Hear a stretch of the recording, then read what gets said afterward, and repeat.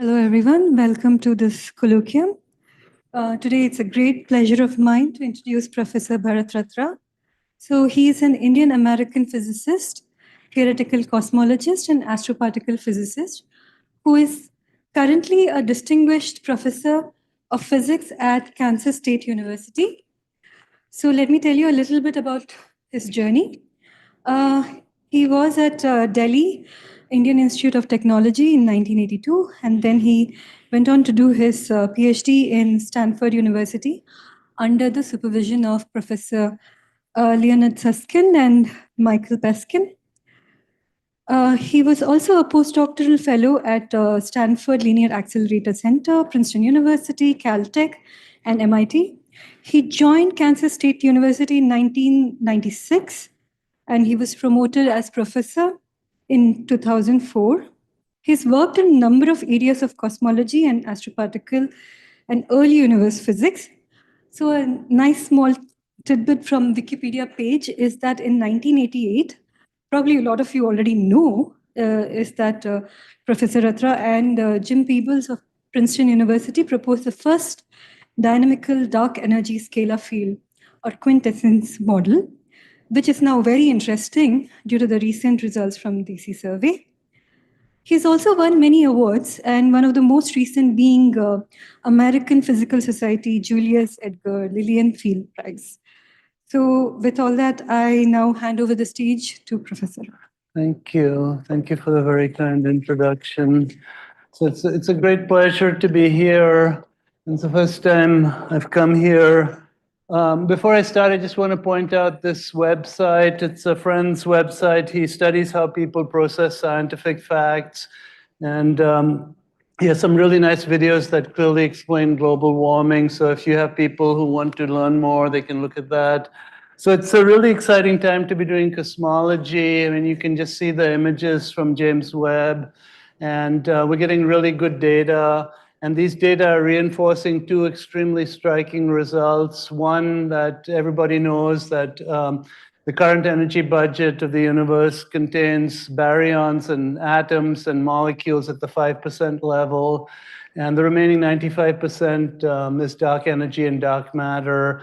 And we're seeing just the gravitational effects of dark energy and dark matter. We don't know what they are. And the other result that's getting reinforced is that these cosmological observations are indicating that either quantum mechanics or relativity or both are incomplete and need to be improved upon. And if this holds up, it's going to probably be even more profound than the first result, because relativity and quantum mechanics have been the foundations of physics for over a century. So the energy budget we have right now at the present time, I already mentioned this is 5% atoms in what cosmologists refer to as baryonic matter. And the next biggest contributor, the bigger contributor, is this 25% from cold dark matter. It's non-relativistic matter. It's also not atomic or molecular matter.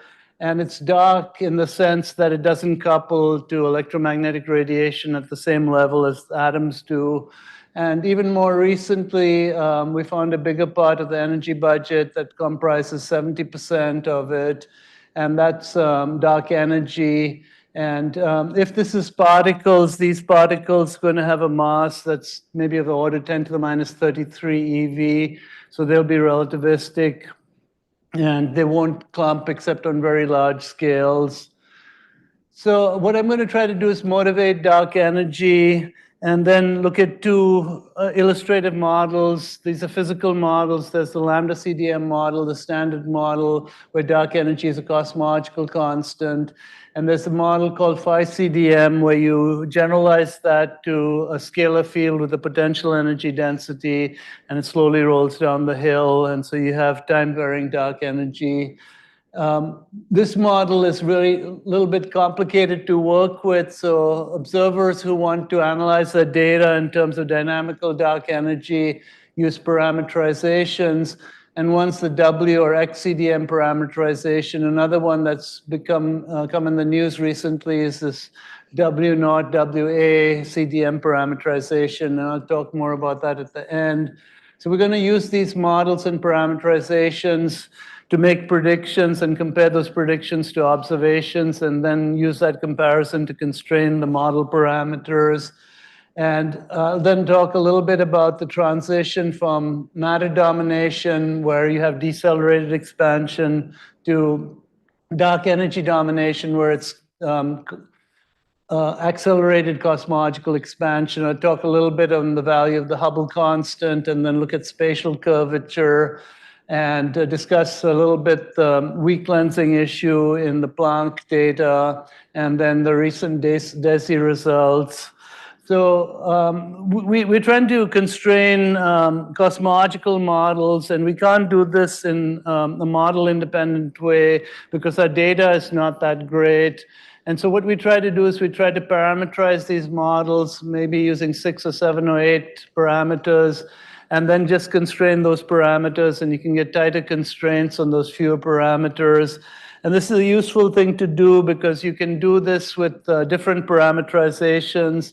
And if you come to the same sort of conclusion, then you know your conclusion's general. For instance, if you use ΛCDM and W0 WACDM, and they both show you that you're accelerating now, then you can start believing in that a little bit more strongly. And you can combine different data sets using these parameterizations of models. And you can look at individual data sets and see if they give you the same part of parameter space for each of these models. And if they don't, then your model's either ruled out or there's systematic errors in one of the data sets. And that's what I'm going to try to do, is just play around with these models and parameterizations. So we know the Hubble law. So that's the recession speed of the galaxy, and that's the distance. So galaxies further away move away faster, and it's a linear relationship. The constant of proportionality is the Hubble constant, and that's my favorite value, and I'll explain that in a bit why it's my favorite value. This law holds at all times, but the constant of proportionality is not the Hubble constant. As you go back and higher redshift, it's the Hubble parameter. And the current value of the Hubble parameter is the Hubble constant. So this is a famous plot. It's from the final paper for one of the key projects on the Hubble Space Telescope that was built partially to establish this Hubble law to better precision. And these are recession velocities on this axis and distance on this axis.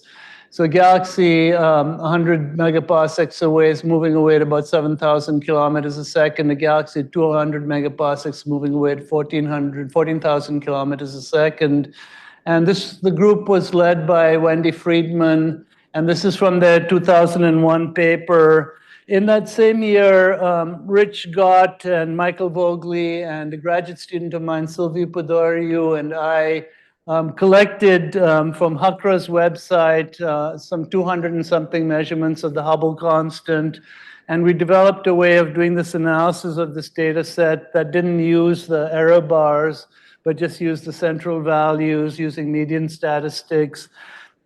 And we improved on that with another graduate student in 2011 with 553 Hubble constant measurements, and got this number with these error bars. And these error bars include all the systematic errors also, because you can use different techniques, surface brightness fluctuation, or supernovae, or CMB, and look at the scatter between the different techniques, and it gives you a pretty good idea of the systematic errors. So this is a number that I'm pretty happy with, and most measurements of the Hubble constant now are consistent with this. There's a couple that are higher, and I'll talk about those.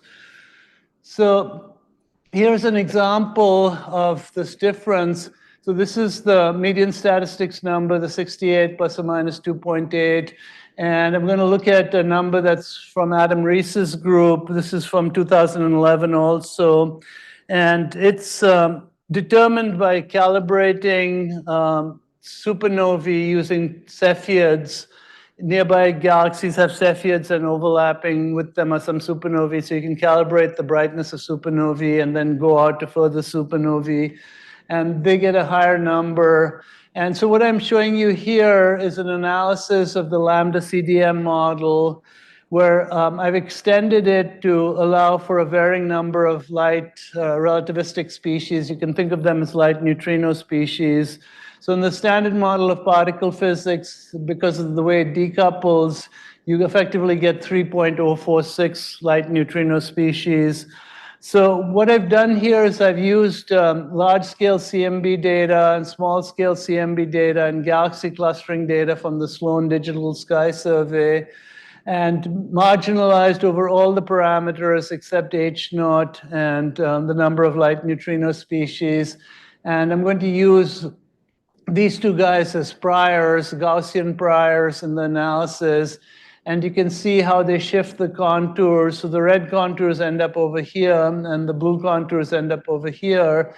And the blue contours are very consistent with the number of light neutrino species in the standard model of particle physics.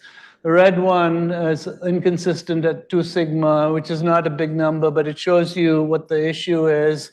So one way to explain this higher Hubble constant is to allow an extra neutrino species.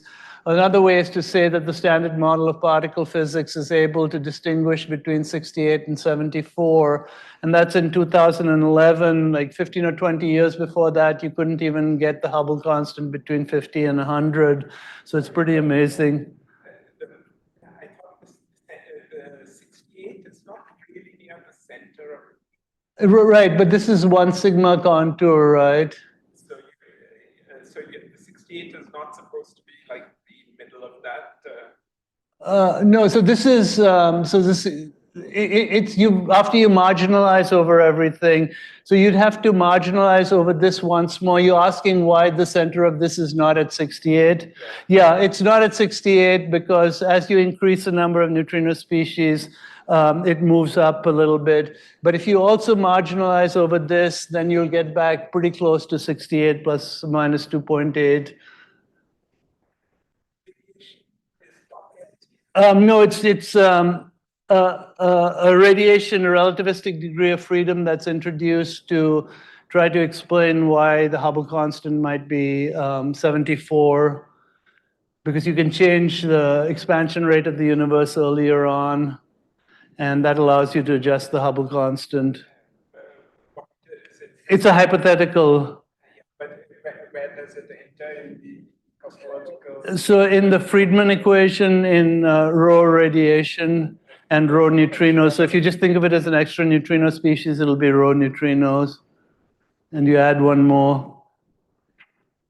Then you say that they require this? They don't require this. This could be one way of explaining their result. There could be other ways of explaining it. But this is from 15 years ago. I'll show you more recent results soon. So we have an expanding universe, and so we have to be a little bit careful about which observers we talk about. So we want to be using the ones that are at rest with respect to the expansion. And these are the guys who see an isotropic distribution. And then if you assume the cosmological principle that every such observer is going to see an isotropic distribution, then we live in a homogeneous universe on large scales. And that makes things very, very simple. The geometries that we're allowed are the flat, open, and closed Friedmann ones. And everybody's seen these. So this is the closed geometry. I have to show you just the 2-dimensional analogs because I can't draw pictures of the 3-dimensional ones that easily. So this is the line element, and you're on the surface of a sphere, and the curvature is positive, and omega matter is greater than 1.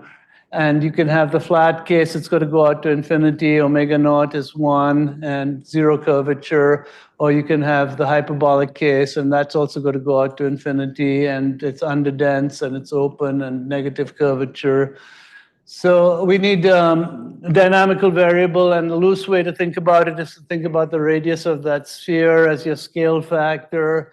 And then your equations come from GR, and you get for the expansion rate squared A dot over A, dot is time derivative, is driven by whatever mass energy density you have there, and curvature contributes at the 1 over A squared form, and you can have a cosmological constant. And you also have to use stress energy conservation. So you do rho dot, you're doing PDV work, and the pressure shows up over here. and you need an equation of state to complete this, and then you can integrate this and you can predict how A is going to change. So we know things are redshifted, so A dot over A is positive. The next thing you might be interested in is whether that's increasing or decreasing. And so you need an acceleration equation, which you can easily get by differentiating this and doing some calculus. And this is your acceleration equation. So the curvature doesn't show up over here, but rho lambda does, and rho matter, ordinary matter, and baryonic matter show up. And so if you just had ordinary matter and baryonic matter, and this is the active gravitational mass density, this minus sign tells you you get decelerated expansion. And we know from observations that A double dot is positive. So that forces you to introduce this cosmological constant of dark energy if you want to preserve GR. And that's the motivation for introducing dark energy. So you put in a lambda and you have an equation of state P lambda equal to minus rho lambda. And so this is minus 2 rho lambda, and you make rho lambda bigger than rho matter. And so this minus piece dominates and everything inside is negative, and you flip the sign here and you get accelerated expansion. And this would be a silly thing to do if it weren't for the fact that you can measure dark energy using half a dozen different techniques and they roughly agree. And so there's some hope that this is not completely crazy. So dark energy showed up. Well, dark energy didn't show up, but the accelerated expansion showed up by looking at how the expansion rate changed with time. So I'm going to show you a cartoon here. You have a slowly expanding universe, and this is the Hubble law. It's the blue one, and you have a more rapidly expanding one. And if you go to a galaxy at the same distance in both these universes, the one in the slowly expanding one is going to be moving away slowly, more slowly than in the rapidly expanding universe.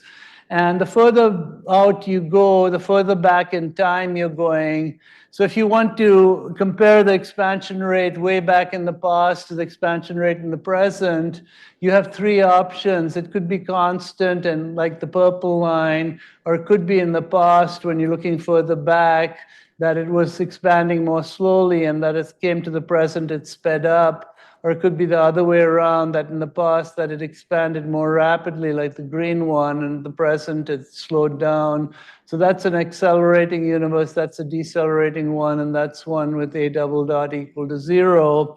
And in the late 1990s, the furthest objects one could see and use for this test was the type 1a supernovae, and they all ended up in the blue part, and that's this expansion rate that has sped up to the present.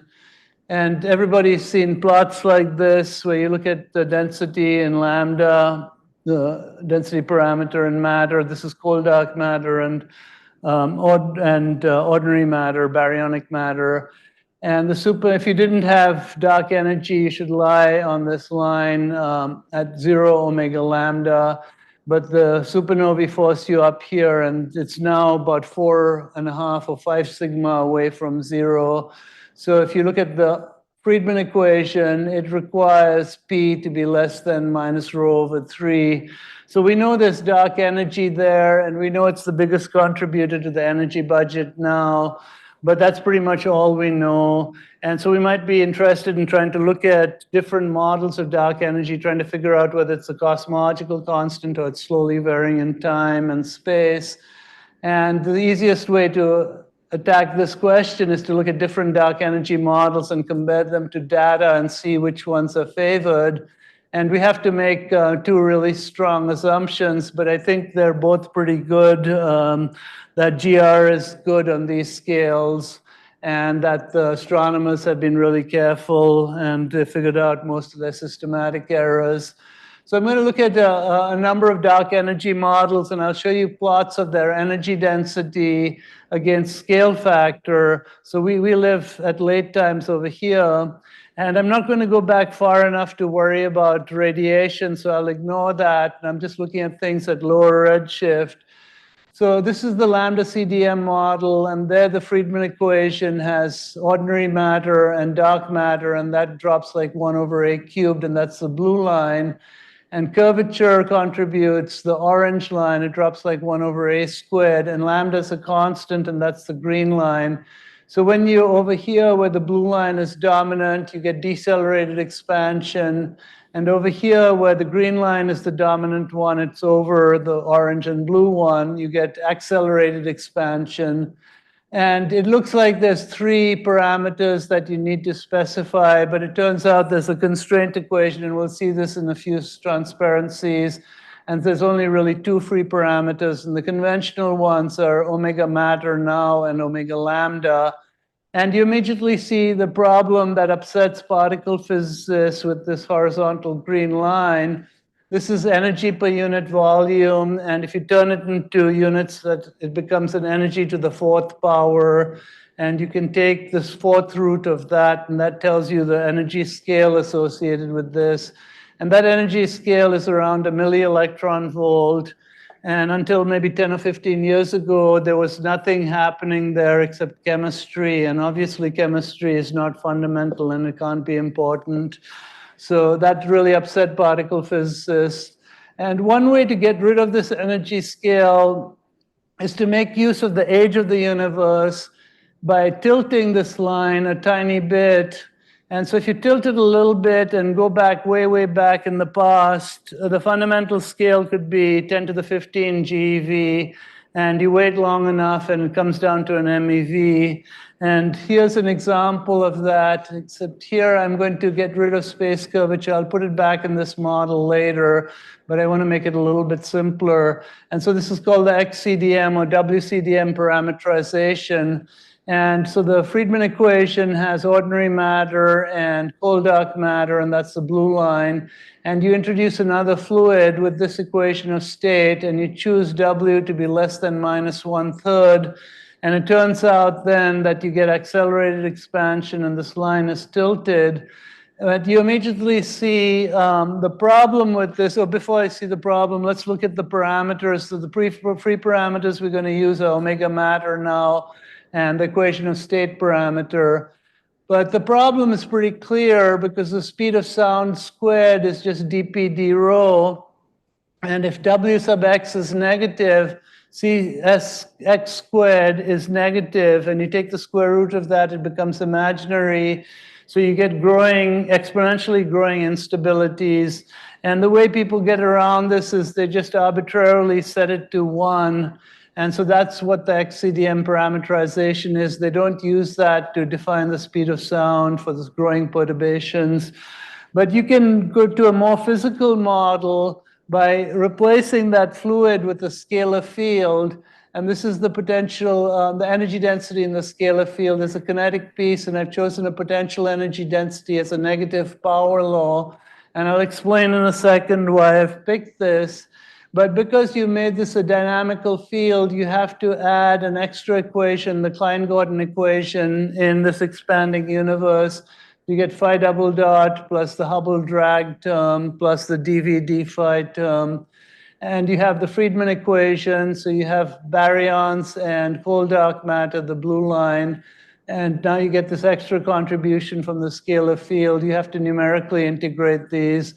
But we'll choose this again to be spatially flat. And the 2 parameters we have omega matter now and alpha, which is this index up here. And the reason I've chosen this inverse power law is because it has a very nice solution. It's an attractor solution. And this attractor, what it wants to do is it looks, if the scalar field energy density is subdominant as it is over here in the matter-dominated epoch, it decides to try to come to dominate over the matter energy density. And it does this no matter what the background solution is, whether it's matter or radiation or whatever else you have. And so this can partially alleviate this problem about trying to explain why the cosmological constant is getting to be significant now. Yes?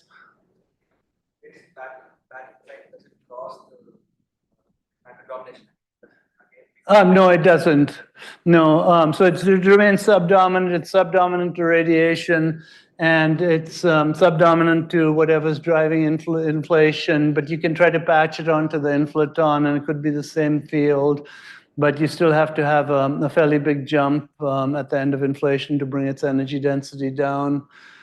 So this doesn't have that instability because it's a relativistic theory, and its perturbations travel at speeds close to the speed of light, and they don't cluster except on scales approaching the Hubble radius.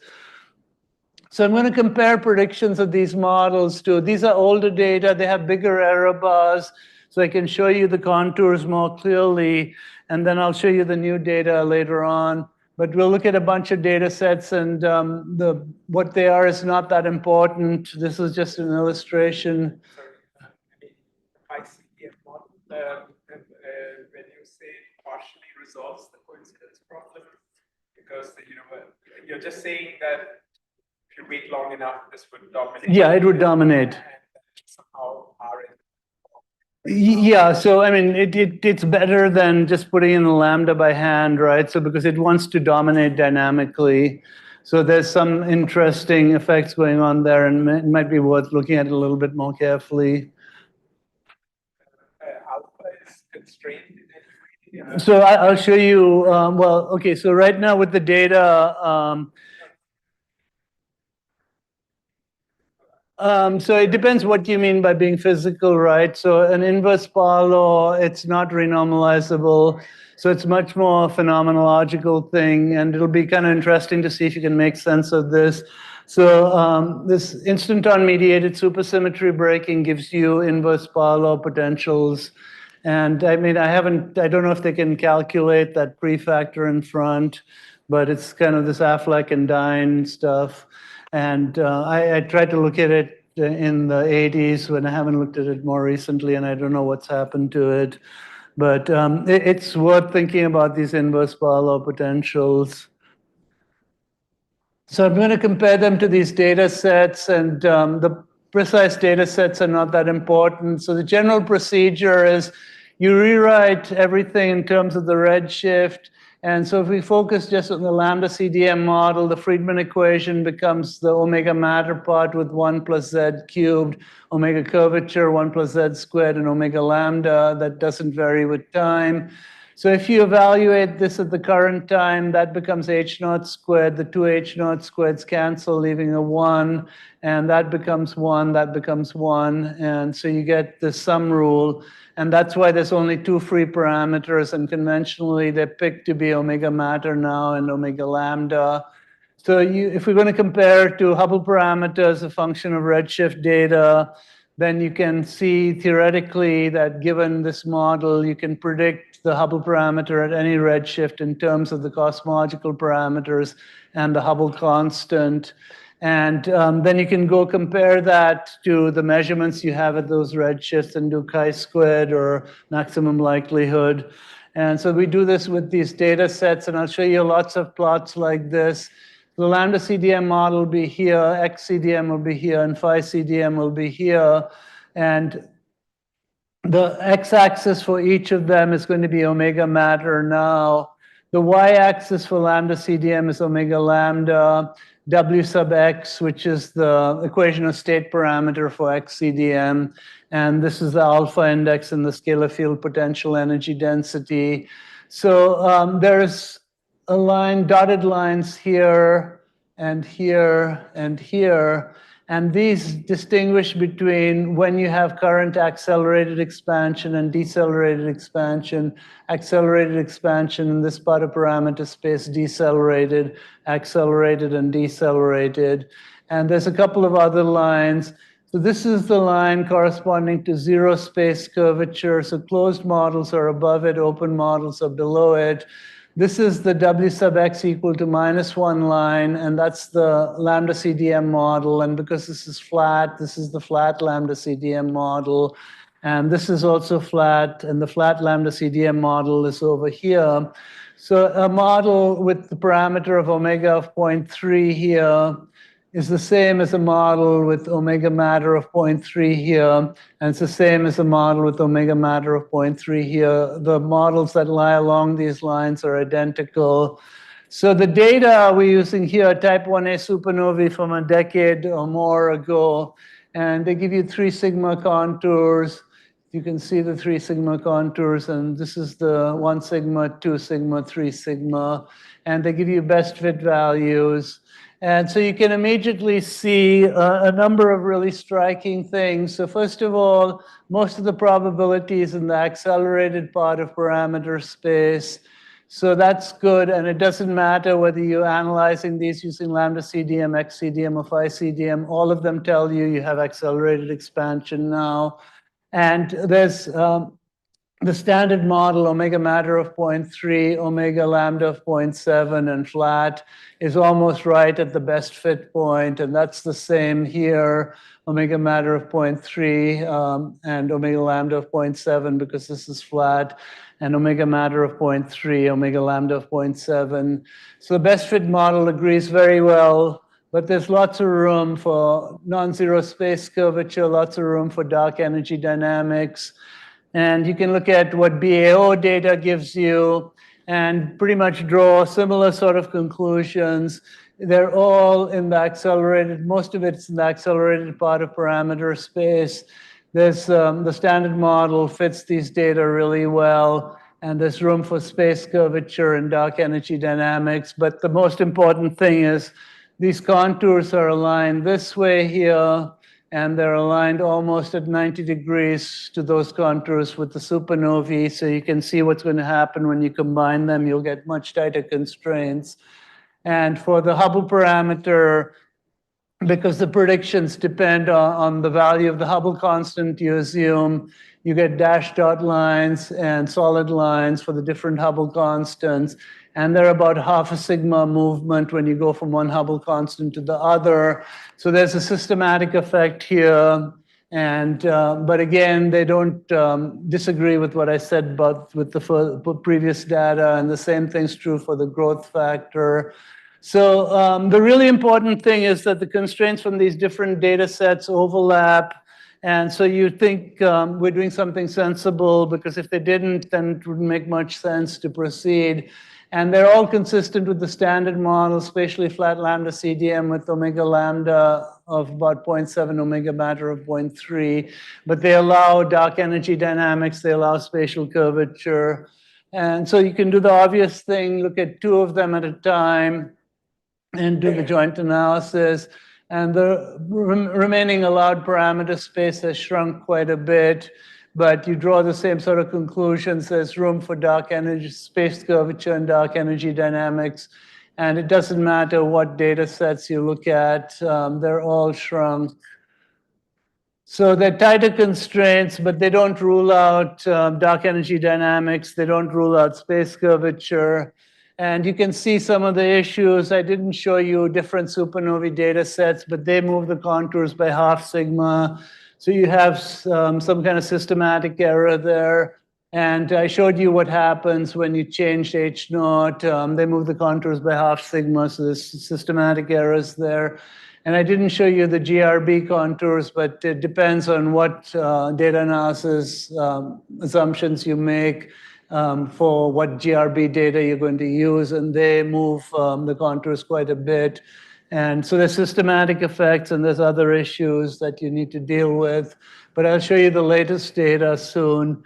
So I'm going to change gears a little bit, and we can measure the expansion rate at redshifts from 0 to about 2.3.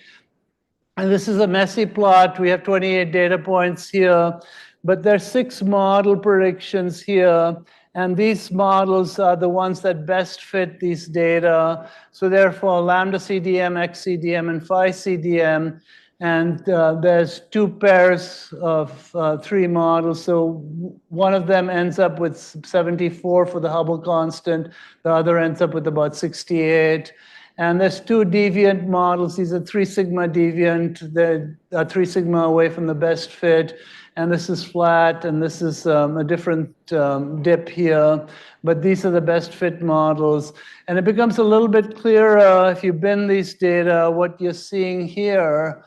So these are now the bin data with 2 sigma error bars. I can't bin the high redshift data because they're too sparse in redshift space, and it wouldn't be fair to bin them. But you can see the dip and then the rise. So that's the deceleration from dark matter and baryon domination, and then the rise when dark energy kicks in. And the transition redshift then was about 0.75. So it's pretty well determined. And you can actually see this transition. So now I'm going to transition to the most recent data that we have. And I'm not going to use CMB data, and I'm also not going to use calibration data like Cepheids or tip of the red giant branch. So what I'm going to use is I'm going to try to measure the Hubble constant from BAO data that goes to a redshift of 2.3, from Hubble parameter data that goes to a redshift of 2, and supernova data, Pantheon plus supernova data set that goes to a redshift of 2.3. And that's where most of the statistical power is, but I'll also add angular size quasar data from a redshift up to 2.7. And then I'll use reverberation mapped quasars for the MG2 line that goes up to redshift of 1.9, and the C4 line that goes up to a redshift of 3.4. And then Amati correlated GRB data that goes to a redshift of 8.2. And I'm not going to use the sound horizon at the drag epoch from the CMB. Instead, I'm going to allow omega baryons and omega cold dark matter to be free parameters. And I'm going to determine those quantities from these data. And if I know omega baryons and omega cold dark matter, and I know the model, I can compute the sound horizon that way. And so I don't have to use the CMB data to calibrate these data, to calibrate these different data. And so if I do that with all these different models, so we can look at them. So I get for flat lambda CDM 69.5 plus or minus 2.4. And this is a low redshift estimate of the Hubble constant. It's independent of the distance ladder approach. It's independent of the CMB. And if I can do this in a whole bunch of models, I can see the scatter. The largest value is 69.5. The smallest is 68.9. So there's a scatter of plus minus 0.3. And if you take the middle two values, it's 69.3 and 69.2. And if I just average those, I get 69.25. And the error bars, the statistical error bars are 2.4. And if I combine that in quadrature with the 0.3 from the systematics, then I get 2.42. And so this is what I think is a pretty good estimate of the Hubble constant. It's a low redshift estimate of the Hubble constant, and it's independent of all the calibrating data, the Cepheids and the tip of the red giant branch. So it's pretty close to the value we got from median statistics. It's also pretty close to what Wendy Friedman's group gets when they use tip of the red giant branch data from both JWST and HST, and they use that to calibrate type 1a supernovae, and they take that out into the Hubble flow. And it's it's somewhat lower than what we get, what Adam Rees's group gets, the most recent estimate, where he calibrates using Cepheids and then uses type 1a supernova to go out further. So there's a difference of about 1.2 sigma between these two low redshift measurements. And our values can be compared to Adam Rees's group's values. And they're lower, our values are lower by between 1.3 to 1.6 sigma. So there is an issue at low redshift in the value of the Hubble constant. It's not as interesting as this 5 sigma high redshift, low redshift difference. But if we don't understand this, we're not going to be able to really conclude anything about whether there's a high redshift tension with CMB values. So this is consistent with the CMB. This is consistent with the CMB. This is consistent with the CMB. This one is about 4 or 5 sigma away from the CMB from Planck, which is this number. And given our error bars, we're only a little bit higher than Planck. It's about 0.9 sigma higher, and we're about 1.5 sigma lower than the Cepheid values. And other CMB data gives you something around 68 also with bigger error bars. So I think it's going to be really important to try to resolve this difference here first. And there's a really nice discussion of what this group feels about the Hubble tension in this paper. It's well worth reading. So the next thing I want to do is, yeah. So these guys go up to about 2.3 or so. These data, the dominant part, it goes up to 2.3, but there's some data that goes all the way up to 8.2, but there's almost no statistical weight beyond 2.3. So they're all going up to about 2.3. So the next thing I want to look at is trying to measure spatial curvature and dark energy dynamics. Yeah.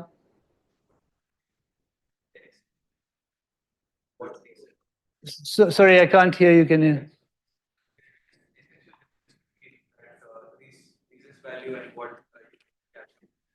What the Friedman group calculates?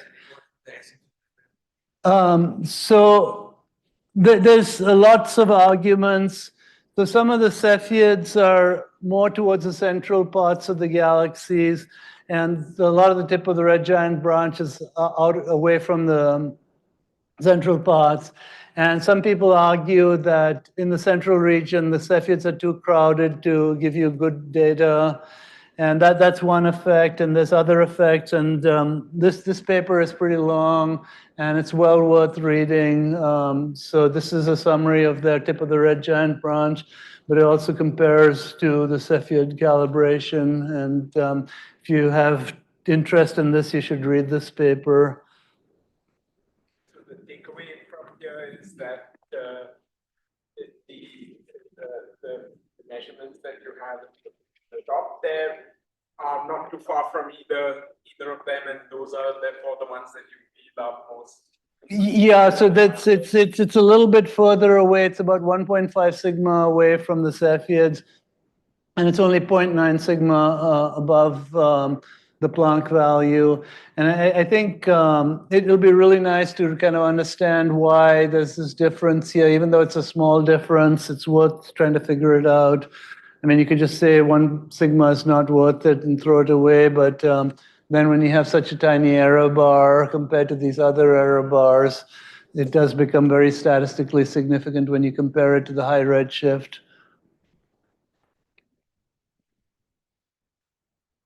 Okay, so CMB data by itself, the Planck data actually favors closed geometry I'll get more precise, but it's about 1.6 sigma, and it's a tiny amount of curvature. But when they combine that in the lambda CDM model with curvature with BAO data, it goes to flat. But it's kind of useful to try to understand what happens if you make dark energy dynamical, because that's a little bit closer to how curvature changes in time, because curvature has that 1/a squared in the Friedman equation. And maybe you're not going to get flat when you combine dynamical dark energy and curvature. And I want to go back to models with dynamical dark energy and curvature. So we'll start with this guy and put back the orange line. And now we have 3 parameters, omega matter and W sub x plus omega curvature at the present time. And the same thing with the phi CDM model. I'll put back space curvature. And so we have 3 parameters. We have omega matter naught and alpha, and now an extra omega curvature. And I'll use the same data, and I just will go over this a little bit more and talk a little bit more about these data. Like I said before, these are where all the statistical weight is, and there's not a huge amount in this part. But we've also looked at a lot of other data that people have used for cosmology, including correlations between X-ray and UV luminosities of quasars, which we've shown are not standard candles. And we've also looked at H beta line reverberation mapped quasars, and those are also not standard candles. And starburst galaxies with H2 data. So all of these data, we looked at them individually and looked at the constraints from them, the contours, and compared them and saw that they actually overlap before we combine them. And combining them and just marginalizing over everything except curvature, we find that the constraints are consistent with flat geometry with some small deviations. But if we look at dark energy dynamics, that's slightly more strongly favored. But again, it's 1.52 sigma, 2.5 sigma, but it's not a strong result. So the next thing, sorry, I'm going the wrong way. The next thing I want to show you is this reverberation mapped quasars and how we can try to hope to use these. So we have an AGN with a black hole at the center, and there's the torus around there, and there's a broadline region just inside the torus. And so you can measure the light that's coming from here, and if it has a bump in it, you can see that bump as that light propagates in the accretion disk and lights up this part, and that you get in these lines as they come here. And so you can measure how long it takes for that bump to travel from the black hole across the accretion disk, and that's called the time lag. And it turns out there's a fairly good correlation between the absolute luminosity or the wattage of this object and the time lag. And you can see examples of this here. This correlation is pretty significant, but we only have like 50, 60, 70 of these guys, and it's not enough to show whether this is going to be a good probe. With Rubin, the legacy survey of space and time, they should get 10 to the 4 or 10 to the 5 such quasars up to Z of 4 or higher. So it's kind of important to go to higher Z because most of these data are below 2.3. And the other data set that's really useful is the CMB, and that's about Z of 1100. And the intermediate region is not occupied. So these guys have some promise, and GRBs also have some promise, and they might get out to a redshift of 10. So the next thing I want to talk about is using the CMB data. And you can't use the Harrison Peebles use Eldovich spectrum P of k, the k to the n, when you have space curvature, because you now have two length scales. You have the Hubble length and you have space curvature. And so scale invariant spectrum doesn't make sense. And Planck didn't verify that the spectrum that they used could come from inflation. So if you want to do inflation in a flat model, you can just pick that spectrum, and that comes out of many, many different inflation potentials, and you can do the computation and show that. But if, for instance, you look at a closed model, you have to redo the analysis because the curvature is now an extra length scale. And so you start out with looking for the perturbations and split them up into eigenfunctions of the spatial Laplacian. And the eigenvalue in the closed case is A times A plus 2, where A is an integer greater than 1. And sometimes it's useful to think of this as a Q that's an A plus 1. And so if you have really slow roll inflation, you can do this computation, and you get a power spectrum of this form. And this is the form in both the open and closed models. And it's not tilted, and we know that the CMB, if you look at the CMB, even the higher L CMB, that it once tilt. So this is not a good fit to the data. So what Planck did was they took this power spectrum and multiplied it by k to the n minus 1. And they didn't motivate this from any inflation model, but that's what they used for the analysis. And we've been working on this for quite a while now, and we found inflation potential energy densities that can give you a spectrum that's close to this. And so we're going to look at this one in more detail. And I've also done analytic calculations with different potential energy densities. And I'm not going to show you the analytical expressions, but you can see examples of the power spectra. So in the flat case, it's the blue line, and that's the best fit one. That's a scale invariant one, and it's tilted. So we can look at what Planck assumed was the dotted line over here. So as you get out to large scales, it bends up here in the open case, and in the closed case, it bends down. And the past spectra I computed are the red ones, and they bend differently. And you get some slight differences, but it's not going to be a huge effect because cosmic variance is pretty large on these scales. So I'm going to compare predictions of these models to a whole bunch of data.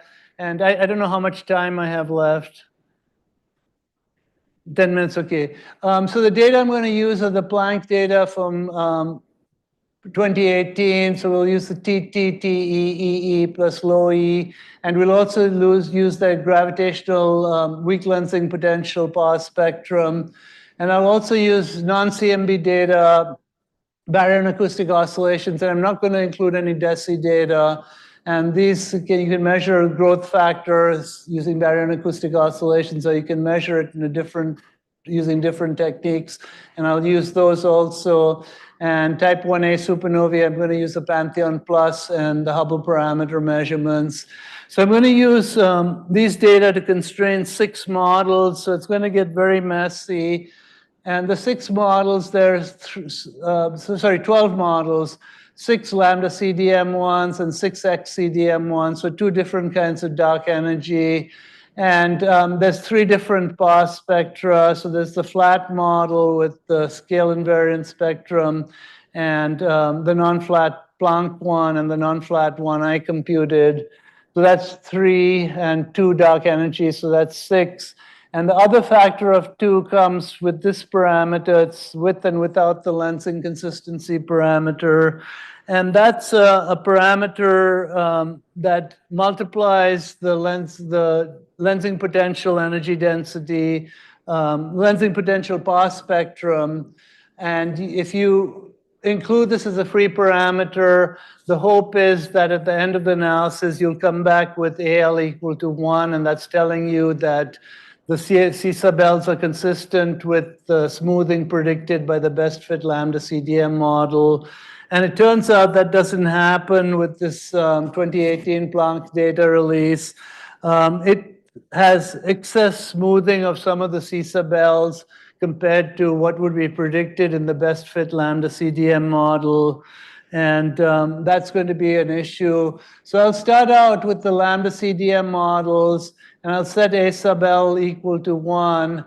And I'm going to compare the constraints you get from just the P18 data and the non-CMB data, and then the constraints from the P18 plus the weak gravitational lensing of the CMB versus the non-CMB data constraints. And they differ in the flat case, by 1.2 sigma. In the non-flat case, they differ here by 2.3 and 2.7 sigma. But when you include the lensing, they differ by less. So I'm going to arbitrarily say that any data that differs by more than 3 sigma is inconsistent. Any 2 data sets that differ by more than 3 sigma is inconsistent. So for me, all these guys are consistent. And so I can jointly analyze P18 plus lensing plus non-CMB and marginalize over everything and measure omega curvature. And I find omega curvature is pretty much consistent with 0. It's not that far away from 0 given the error bars. So if I go back and now allow A sub L to vary and use that as a free parameter to be constrained by these data, we find there's better consistency compared to when it's a fixed parameter. So the inconsistency is much reduced. And so if we want to combine these data, we can go ahead and combine them and then measure omega curvature. And omega curvature becomes even more consistent with 0. But omega A sub L now deviates from 1 at the level of 2.5 sigma. So these data tell us that in this model that they're consistent with flat geometry, but the Planck PR3 data wants more lensing than standard lambda CDM predicts. And this is not true when you look at ACT data or SPT data, but they have bigger error bars, and they're consistent with A sub L equal to 1. And Planck now has, some of the group has done an analysis of updated data set called PR4, and that's consistent with a sub L equal to 1 to about 0.8 sigma. It still deviates, but not as much. But the a sub L equal to 1 deviation for the main Planck data set is about 2.5 sigma.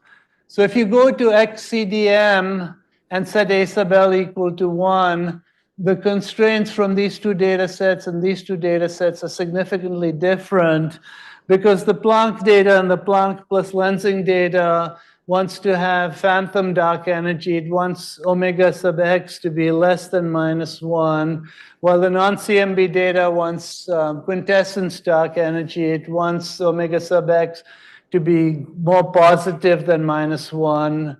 And so they just don't agree with each other, and they deviate by 3 to 4 sigma. So they're telling you that this model is inconsistent with these data sets. So if you go back and add a sub L as a free parameter, the inconsistency drops to about 2 to 2.5 sigma. And because I have this threshold of 3 sigma inconsistency before I throw away the model, I can go ahead and analyze these data sets together. And if I marginalize over everything else, I can measure omega curvature, and it prefers a mildly non-flat open geometry, but not at any significance. And it does favor dynamical dark energy at about 1.5 sigma. But again, it wants more lensing than is seen in the standard best fit flat ЛCDM model. So again, we have this problem with weak lensing. But the important thing here is that ЛCDM with the Planck data wants to be phantom, and with the non-CMB data, it wants to be quintessence-like. And that's really important to try to understand what DESI is seeing. So we used our data compilation to analyze the model DESI had looked at, which is this parameterized equation of state with an omega naught plus an omega A. And this, when you go to 0 redshift, it reduces to omega naught, and so it becomes an ЛCDM model with omega x equal to omega naught. And you go to infinite redshift, it reduces to an ЛCDM model with omega naught plus omega A. So for fitting non-CMB data, it's an ЛCDM model. For fitting CMB data, it's an ЛCDM model, but the equation of state parameter is different. And when we analyze our data set, we get numbers that are very consistent to what DESI paper 1 the last year found. And you can see what's happening here if you just focus on this panel over here. So that's omega naught over here and omega A over here. And red is the CMB data. That's P18 plus lensing, and that wants it to be phantom. And the non-CMB data, the gray contours, and that's on this side of lambda CDM, so it's quintessence. And that crosses where you get to lambda CDM just exactly at this point over here. So this is quintessence, this is phantom. And because they don't deviate by more than 3 sigma, they deviate by 2 point something sigma, 2.2, 2.3 sigma, I can jointly analyze them and I get the blue contours. And these blue contours are what give you this. So it's about 2.2 sigma from lambda CDM. So there's 2 really important things to take from this. So I've not used any of the DESI data. So the DESI results that they showed you do not depend on the DESI data. You get exactly the same results. You get actually a little bit stronger results if you use our compilation. And we can throw away the supernovae data, just get rid of the Pantheon Plus data, and the 2 sigma dark energy dynamics favoring does not go away. So this is not coming from the Pantheon data. It's not coming from the DESI data. So what we did next was we put back A sub L and redid the analysis with A sub L. And we found that the dark energy dynamics was only favored by 1.35 sigma compared to the 2.2 sigma when you had A sub L fixed to unity. And you can see what's happening. The CMB has moved to the right compared to here, and it's starting to overlap the lambda CDM. It's almost right on lambda CDM with the 1 sigma contour. And the cold dark matter, the non-CMB data, you can't see it, it's right here. You can just see a little bit poking up over here, but you have to go to the paper and zoom in. And when you combine them, you get the blue contours, and you can see the blue contours are almost touching. The 1 sigma, the dark blue one, is almost touching that cross point. So this is suggesting that the excess gravitational smoothing of the CMB data in the Planck 2018 data set is partially driving this evidence for dark energy dynamics when you use this model. It's not a model, it's parameterization. It's not a physically consistent parameterization, and that's probably part of the problem. And so what we've got to do is try to use the phi CDM model and look at that because that's a consistent model. And we haven't finished the 2018 analysis yet. So we're still running that. But in 2015, the phi CDM model fits the data slightly better than the lambda CDM model, but it's not by a significant amount. So this is my first set of conclusions. So we don't know what the dark energy is.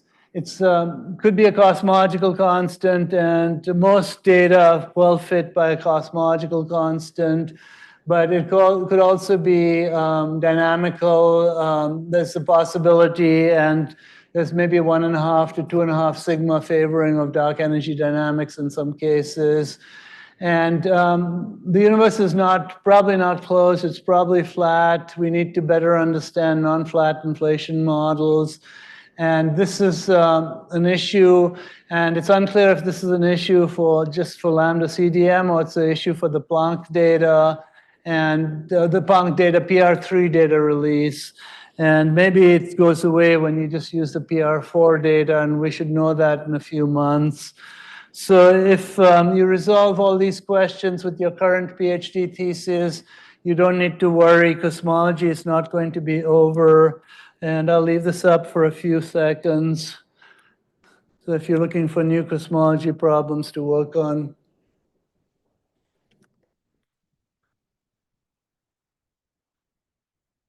Thank you.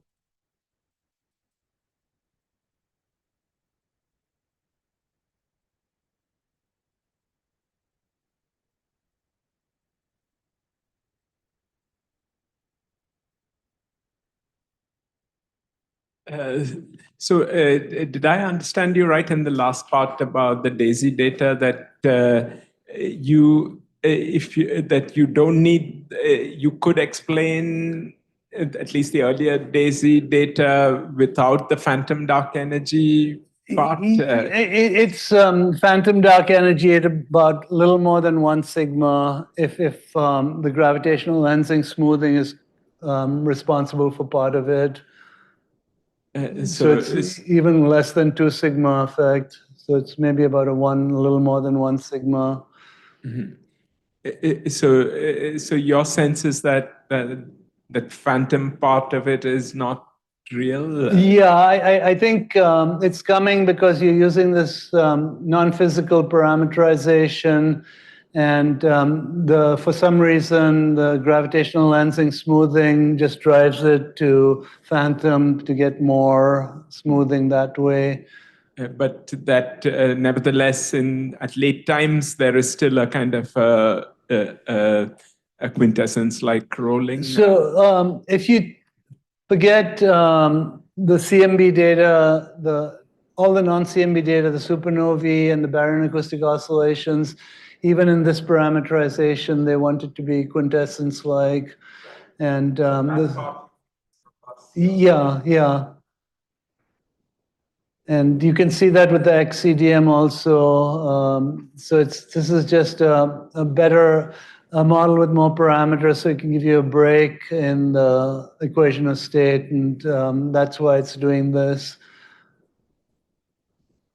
So just to add to that, so you're saying that if you use this unphysical parameterization, Yeah. even prior to the AC data, you get this sort of phantom-like behavior. Yeah. And you get a stronger one with our data set because we use much more data than DESI used in their analysis. So the DESI contours were almost twice as big as ours. In this case, they kind of go down and just spread out. They're really long and broad. At some point, you were showing the evolution of this dark energy in some models. Yeah. Right. The expansion rate. Yeah. But, yeah. That expansion rate, that cannot be a power law, right? Because I mean, it'll at some point it'll overtake the straight lines. So you're talking about this, or? You skip a few slides to the right. Next, you're showing the evolution. It's rho versus A, basically plots like this. Next one. Yeah, here. Like this green evolution cannot be a power law, right? No, it's not a power law. So it eventually starts approaching de Sitter as you keep going. It slows down and slows down, but it doesn't ever exactly approach that. But it's kind of asymptoting towards a cosmological constant. Yeah, it just goes up, but it goes up much slower than omega matter from the rho matter and rho radiation. So it doesn't. So it drops maybe 8 or 10 orders of magnitude below the cosmological constant during inflation. So it doesn't get that high, and so it's insignificant.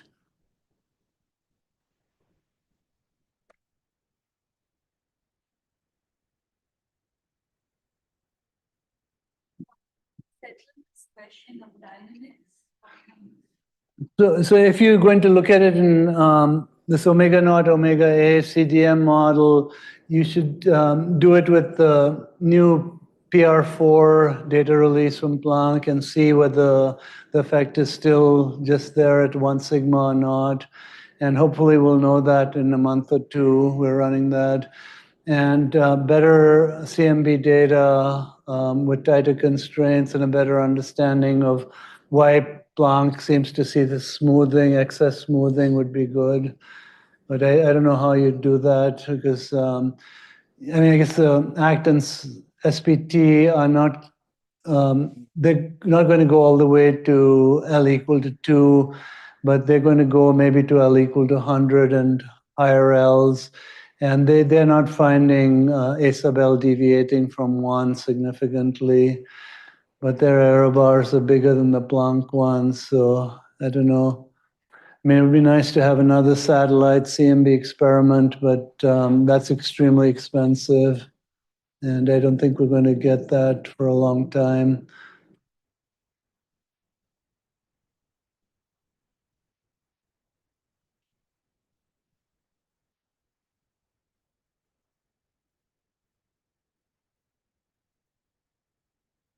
Thank you.